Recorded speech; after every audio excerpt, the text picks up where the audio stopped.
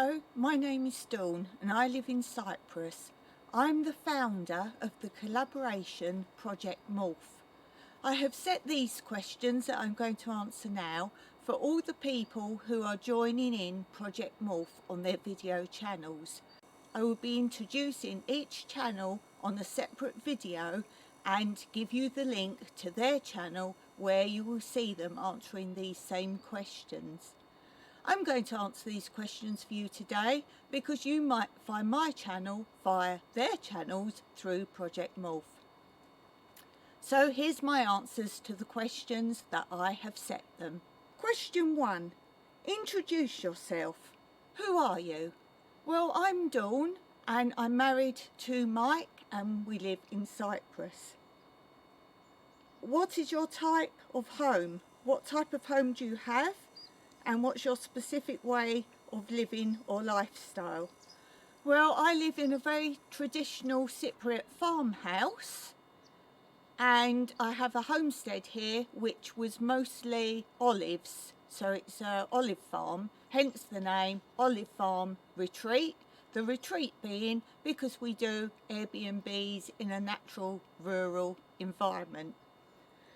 What specific way of living lifestyle? Well, a very frugal, basic living, low budget lifestyle, recycling and using everything we can and growing as much vegetables and fruit as we can slowly produce in a very eco-permaculture way.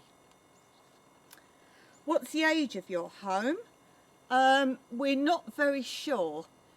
All the old people who live around here and know of this area have said they've known it always here from when they were small boys.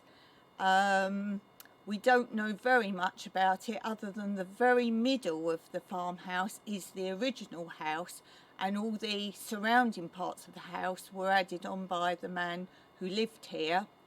So the kitchen you may see in my videos, or the sun lounge, the bedroom we built on the back, converted to a storeroom that was on the back of the house, that's all much more modern.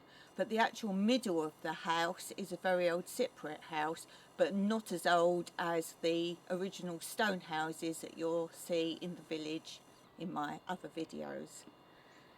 What's the size of your plot or growing area? The plot is 6,355 square metres and it's on a mountainside, so some of the area we can't quite use for growing, but you'll see we make hugel beds and raised beds on those areas to increase our growing size. About your area, what is the population of your area? 6. 6 people, 2 of those are me and my husband Mike. There are a few more people creeping into the edge of the village, but they haven't got original houses. They're actually putting up containers or those kinds of properties to live in or self-building, but they're quite a long way. They're on the very edges of this area, so we still say 6 people of the original people here in the original houses. How remote or rural are you? What facilities are nearby? Facilities 0. We don't have any services. We live totally off grid. There is a restaurant, I say restaurant, Cypriot taverna. You can't walk to it, you've got to drive, but that's probably the nearest thing. That's quite a long drive away. As I say, we did have one guest stay here and she was a big walker and she did walk it, but I'm a walker and by the time you've walked there it's the fact of walking back up the mountain that's difficult. There's no shops, probably 40 minutes away is the nearest shop, as in supermarket, maybe a bit longer than that by the time you've driven there, parked up and everything. There is a village further up the mountain where you can get some very basic foods, but a bit more expensive, but nothing walkable. And as I say, no services here. How off-grid are you? And is that by choice or necessity? We are totally off-grid. As I say, no services. Our water comes from the borehole and also from the local village spring, which is free water. I have no electric. We are totally on solar power, and anything we want to use we have to be careful with for power, not to overuse things on a bad day, although we're always increasing batteries and solar. Is it by choice or necessity? Initially it was by necessity. There is electric now in this village, but we now choose not to have it. One, because we've put money into solar. Two, because there's a lot of Mediterranean and European countries that are power cuts. So, and it's not bad here, it's not like Spain or somewhere like that where it cuts out all the time, but if there was, we're fine. And it's not cost effective in our opinion, particularly when they first put the electric in. The few people here, it would have cost us a lot of money between us. If we had it now, it's already here. We wouldn't do that to our fellow people, but it's not worth it. It really isn't for the price of it, and we're trying to live with no bills. Add some photos or footage of what you can see from your home or boundary. I'll do a shot from my pool, which is raised up a little bit because we're on a mountainside like that, so we built the pool like that. So I'll do a shot, add that in for you.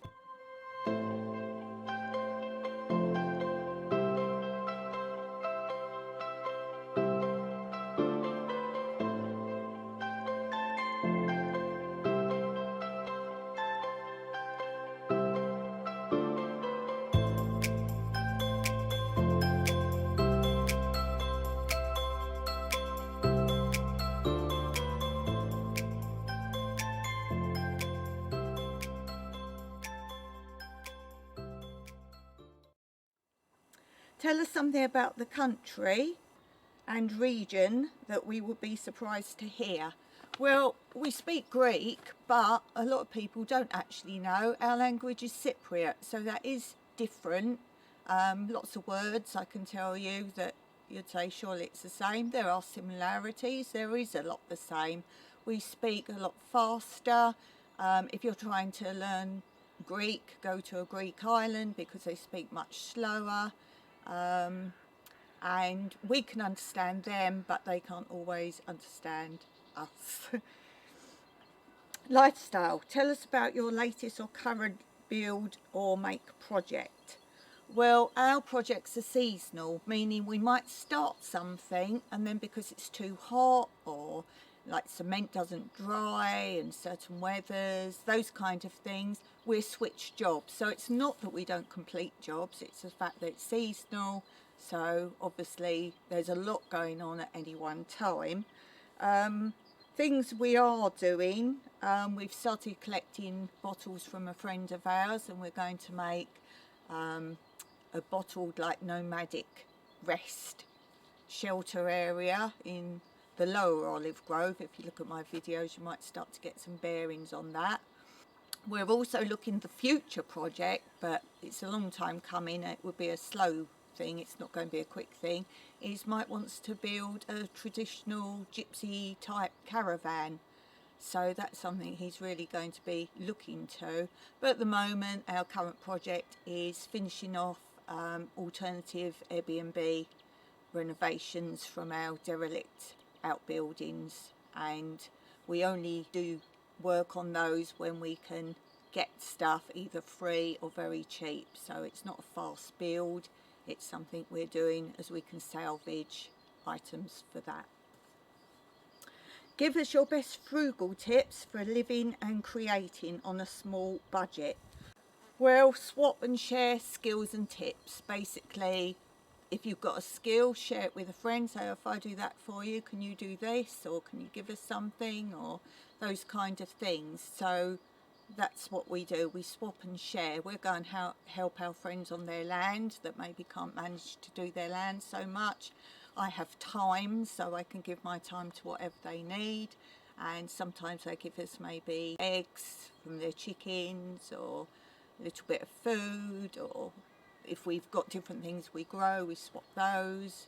I actually grow a lot of stuff for friends, so rather than give them seeds, they might not have the time or the ability to grow or the land to grow, so I grow things for them and then give them the produce or the trees. Give us examples of how you recycle and repurpose. Well, we've just done a video on Mike's channel, Olive Farm Retreat Cyprus, and you'll see how a friend of ours got a container, but he had to buy it with the stuff in, which he didn't know what was in there, and Mike went and helped salvage. He took out loads of boxes, unknown, because the guy didn't want the contents, and so we salvage a lot of stuff. We basically, anything we find or gets broken, if there's a pole to something, we keep the pole for future. Basically, we don't throw anything away. We're not hoarders per se. It is all sorted out slowly. And I would say something else quite important was when Mike builds things out, pallets or anything else, he keeps all the offcuts. He hates seeing videos where people just either buy the wood or chuck away. Oh, and old bricks as well. If someone's taking old brickwork down, they just chop and throw them. It's like, oh, keep those. So that really. Basically, adapt ideas as well to suit your budget and what items you have. So if you see a good idea, maybe adapt it or think, well, that's a good idea, but how could I do it to suit me with what I have?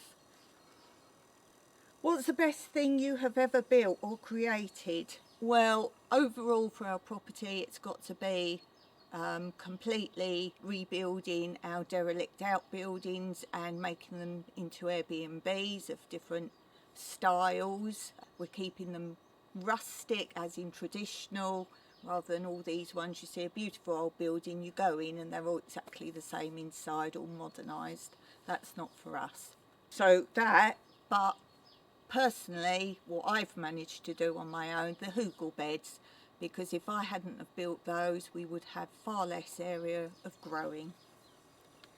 Tell us about any crafts you make or any special skills you have. Well, professional dancer and choreographer is what I am. So if anyone wants ideas of keep fit or exercise, whether total beginner or whatever, I do have a separate dance tuition channel if you're interested in that. Crafts, cross stitch, I really enjoy doing that, but I've run out of the Ada, the actual cross stitch material, so I can't really afford that anymore. So I'm starting to find ways of how I can transfer, make cross stitch on things, other things without that, and I've actually printed out on square paper. I've drawn some pictures and then pinned that on and then cross stitched on top of that onto a bag is the first thing I've done. So if I remember, I'll insert a picture of that.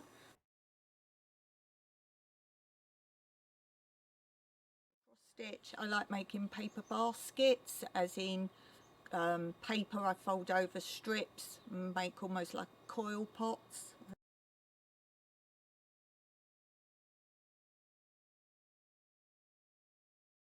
Like that.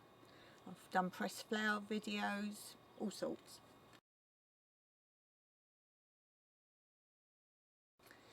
Out of all your tools for DIY, gardening, etc., if you could only keep one, what would you choose and why? Well, this is a difficult question because if we're talking survival, you can make all tools out of all sorts of things. So rakes, you can make the old-fashioned broom type rakes out of twigs. If you know how to metalwork, you can make most things. You've got your hands. Your best tools are your hands and your brain. So keep your brain active. If we're not really talking that, if we're just saying which tool do I use the most, really, that I would be a bit more lost without, although I could make something else, I'd have to say my wheelbarrow, because our land's very big, it's steep in lots of places. I can't carry things very well, my hands don't always work very well, so to me, just holding even a crate of cones or something to bring in for the fire, it's easy for me just to, even if it's light, put it in a wheelbarrow and haul it around. So for me, I guess overall, I'd say the wheelbarrow. Tell us about any animals you have and any you will consider in the future. Well, as we're very frugal, although we'd love a dog, we couldn't afford to have a dog.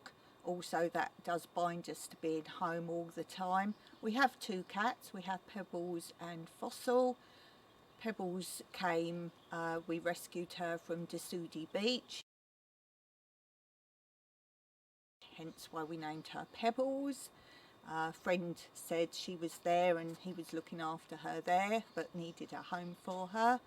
And Fossil comes from Malcolm Cat Sanctuary in Cyprus. And she was already named, but we find that funny that they're Pebbles and Fossil, and we had Pebbles first, so that was quite funny. We have recently considered chickens for the eggs, but looking on a site where the lady is a big expert mostly on chickens, but other things as well, she basically says that if you want them purely for the eggs, being only 2 of us, the cost of raising them doesn't make any sense for if you just want eggs for 2 people. They are also worried that they do attract snakes, so it was humming and hawing a lot, but because of that, and we don't want to eat chickens, as in kill them, that seems to be a no-go. Are there any dangerous animals there? Well, I've just mentioned snakes. We only have one really dangerous snake, which is called the blunt-nosed viper. I've done a video on that.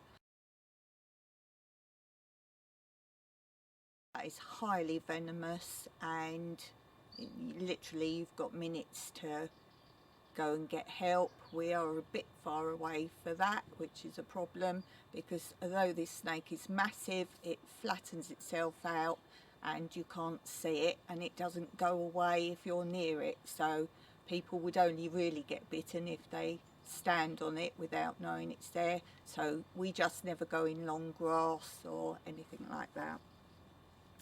How do you help or encourage wildlife? Well, I grow everything at home. I grow flowers near or around the things, so pollinators. I also grow companion planting, which is what things go well together to encourage things like that. I do have water troughs around for the cats, but also the birds come.